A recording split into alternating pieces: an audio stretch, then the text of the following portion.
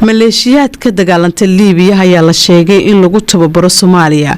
Afhayeenka kooxda Marshal Khaliif Bilqaasim Xaftar ee mucaaradka ku ah dowladda Liibiya ee ay qaramada midoobe aqoonsan tahay waxaa hadalkaasi uu ka sheegay shir jaraa'id oo uu ku qabtay bariga dalka Liibiya wuxuu xusay in xorooyin ku yaala Soomaaliya lagu soo tababaro kooxda ugu yeeray argagixisada. Afhayeenka oo lagu magacaabo Janaal Axmed Al-Mizmari waxa uu sheegay in dowladda Qatar ay maalgeliso dagaalamayaasha maleeshiyaha ee loo soo daadgureynayo magaalada Misrata ee dalkaasi Liibiya. Waxa kale uu tilmaamay inay jiraan 300 oo calooshood u shaqaystayaal ah oo lagu soo tababaray xorooyin ku yaala Soomaaliya kuwaasi oo soo gaaray magaalada Misrata sida uu sheegay iyadoo ay hogaaminayaan 2 sarkaal oo u dhashay dalka Qatar waa sida uu hadalka u dhigay. Afhayeenka wuxuu ku goodiyay in beesha caalamka ay u gudbin doonaan mawduucda taageerada Qatar ee dagaalamayaasha shisheeyaha iyo calooshood u shaqaystayaasha ka dagaalama gudaha Liibiya kuwaas uu xusay inay ka soo kala jeedaan 60 wadan.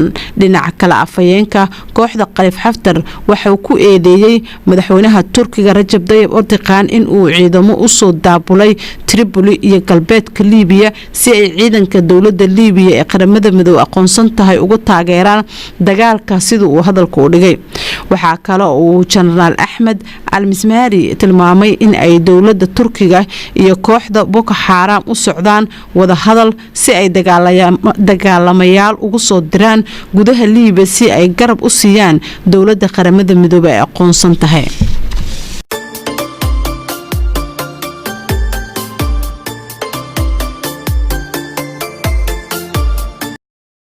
daawadayaal xubinteena waxaynu ku soo qaadanaynaa warbaahinada ugu caansan dalka Nigeria oo daabacay inay madaxweyne Farmaajo iyo ku-xigeenkiisa ay isfeereen.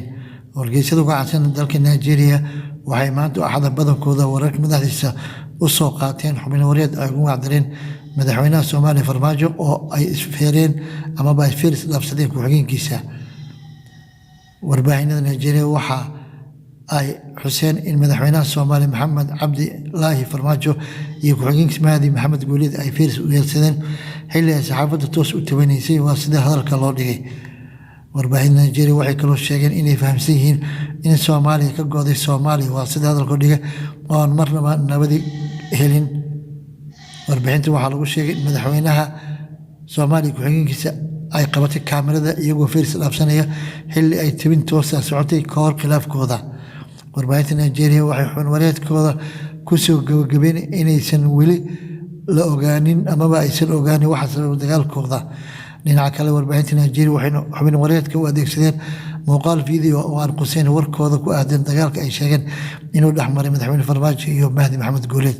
waxayse muuqaalkaasi ama warbixintooda u adeegsadeen muuqaal video ku aadan dagaal 5 sano ka hor dhexmaray gudoomiyaha xisbiga wadani Cabdiraxmaan Ciro iyo gudoomiyaha xilligan ee golaha wakiilada Soomaaliya Baashi Maxamed Faarax.